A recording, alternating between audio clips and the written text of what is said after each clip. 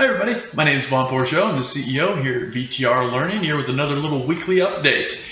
For those of you that have been following us, we've been talking a lot about leadership in the past several weeks, and last week we kind of wrapped that up, and I figured this week we could move on to talking about some business strategies. And what better way to start than with the intangible element of business strategies, and that is the concept of creating a culture within an organization, being not so bottom line driven, albeit bottom line the net income is extremely important, but there are multiple ways to go about getting there, and sometimes getting the best bottom line might require a gambit of sorts in the interim, where you might see subpar net income for whether that could be monthly, quarterly, even annual returns. However, if there is a bigger picture in mind, such as unifying a team,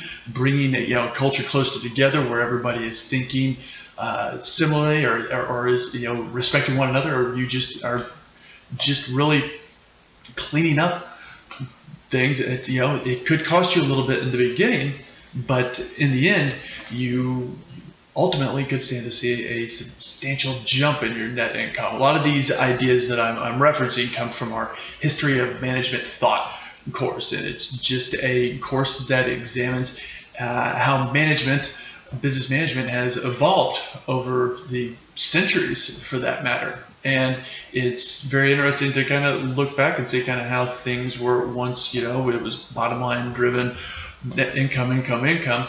But as we've moved more into the information age, there's another way to succeed, and that is to really build a culture where people want to be a part of, where people aren't so, your employees aren't so money driven, but are culture driven, but are want to promote the business they're working for, because the business they're working for shares the same values that they do, and they want them to succeed for no other reason than that they are trying to change the world.